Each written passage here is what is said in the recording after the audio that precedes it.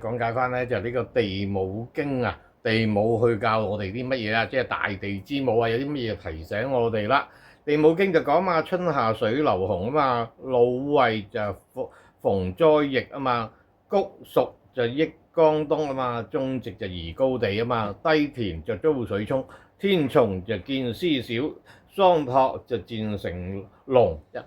一個六畜多瘟瘴，人民就少卒。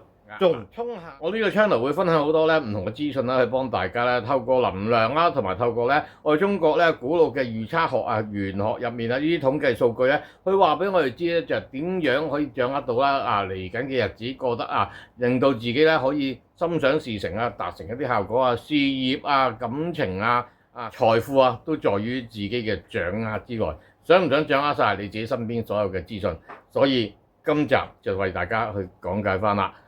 所以記得就訂閱啦，同埋分享俾你身邊嘅朋友啦。春夏就水流洪，咁啊相對翻呢個春流同嗰個內容都係一樣啦，就講緊就呢一個春天夏天就呢個洪水就比較泛濫啦，就會容易有呢一個水嘅災難係會出現。咁古時嚟講有兩種水患嘅，一種就鐵豪雨成災，一種就黃河泛濫，兩樣都為之叫做水災。而啲水積埋埋流過黃河又好，尤其流過黃河經過河套嘅話咁亦都會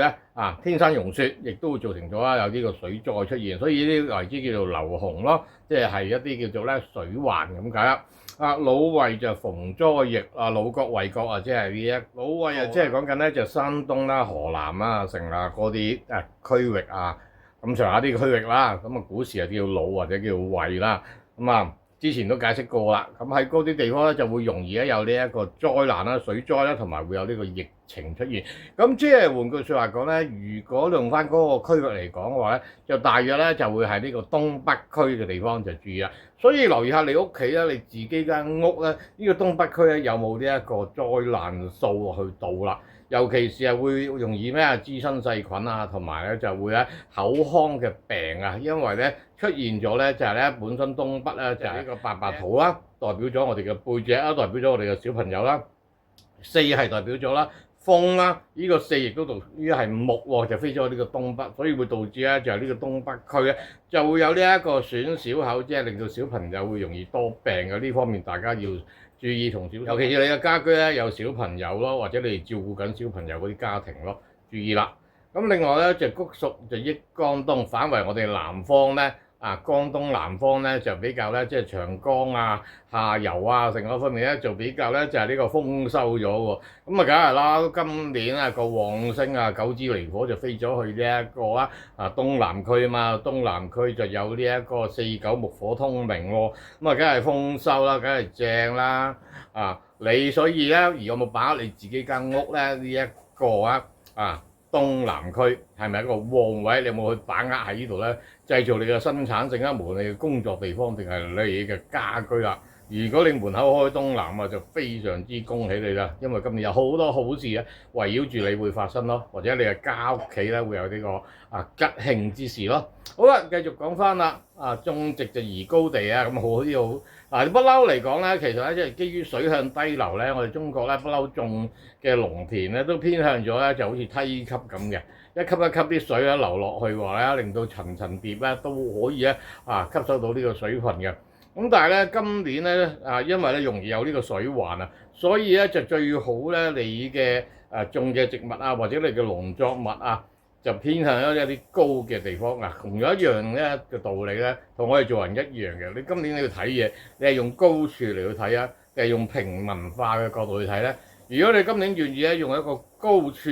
嘅去播種，高處嚟去發揮嘅話亦都等同咗你今年係可以發揮到你自己，亦都有好嘅收成咯。但係喺低處嘅話，咁就會容易就俾其他嘅災難瘟疫傳播到，就影響咗你嘅收成啦。所以地母經，你唔好以為就一定要跟翻，就係我都唔耕田嘅，關我鬼事啦，唔好意思。地母經其實係一本好有智慧嘅內容，亦都係提醒咗我哋點樣喺每年唔同嘅位置方位上面趨吉避凶。並不是代表就只係就係你唔耕田，你唔養蠶，你唔抽絲，你唔捉蟲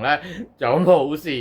明唔明白？種植就宜高地嘛，就低田就遭水沖嘛。天蟲就見絲少啊，即係其實呢個天蟲就即係講緊係天蠶啊，即係呢個咧養蠶抽絲嗰方面咧就咧抽絲係比較少啊，即係個收成啊比較靠呢一個啦投，其實咧養蠶抽絲亦都等同咗我哋嘅投機啊，因為點解啊？你唔攞桑葉去養啲蠶蟲，桑葉就係你嘅成本，個蠶蟲就係個生產器，嗰條蠶蟲佢唔食你嘅桑葉或者冇桑葉俾佢食，佢何來咧就會吐絲？佢唔可以有吐絲嘅話，咁何來有絲就可以製造成咧我哋咧嘅絹布啊、綾羅綢緞呢方面咧，明唔明白啊？所以其實即係換句説話講咧，今年嘅投資咧會容易咧就損手爛腳。嗱，呢一度係私人整理提醒你哋啊，如果你哋係依靠啲投資項目嚟去為自己賺錢嘅話咧，你要記住地母經講過依句説話：天蟲就見絲少，桑托就絲成籠啊！籠係一個雀籠嘅籠啊，即係困住咗咁解啊！雀籠係攞嚟咩啊？困住隻雀咯，成啊！唔係成一條龍啊，唔係追緊啊，係一個籠啊，係困住咗咁解啊！咁所以換句説話講，你呢個投資咧就會容易咧就做咗蟹貨啦，就俾大閘蟹咁樣去綁住咗你啊！注意翻啦，六畜就多瘟瘴，咁如果咧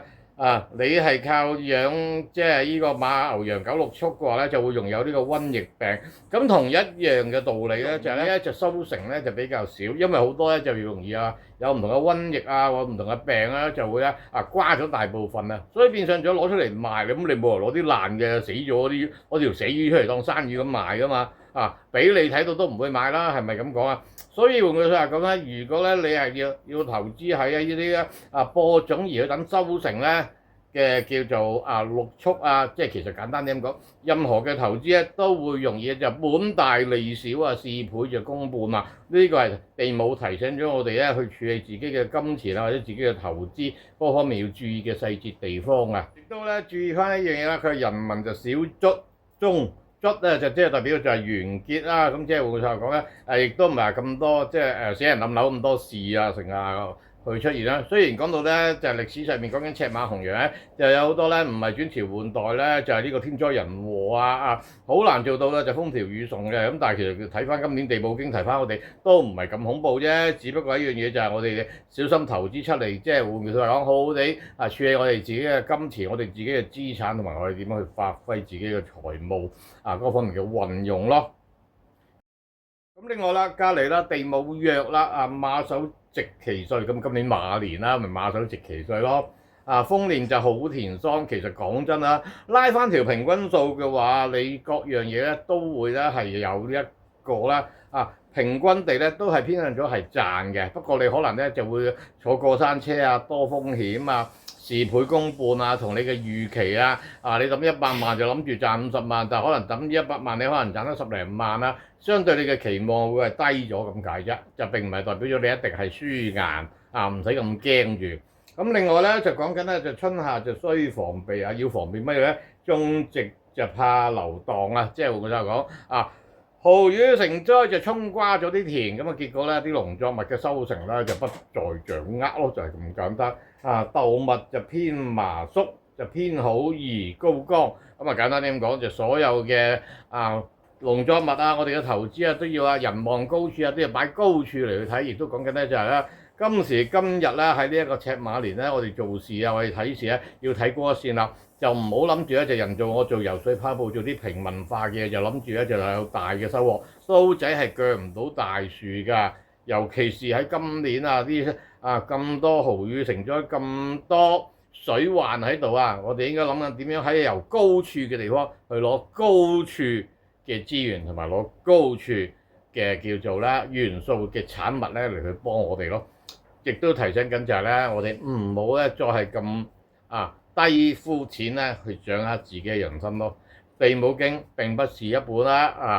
就係迷信傳說或者好似周而復始講嚟講去都係講嗰啲嘢，入面包含咗好多人生哲理嘅態度嘅。如果明白到今日嘅內容嘅話咧，你更加要注意埋你自己嘅家居個形態啦。如果你好想去防止你嘅家居入面嗰個五行狀態嗰個環境能量嗰個大自然嗰個氣流個氣場點樣運用嘅話咧，你可以就參與我呢一個咧平民化嘅風水計劃啦，詳細嘅情況咧，你可以透過片尾咧就聯絡翻 Ken Sir，可以一個好平民化嘅價錢咧，亦都可以擁有咧就係呢個高級嘅風水服務咧，可以幫到閣下咧可以掌握到呢一個馬年嘅能量咯。詳細嘅細節喺片尾嘅聯絡方法 WhatsApp 我啦，我係你哋嘅玄學顧問 Ken Sir。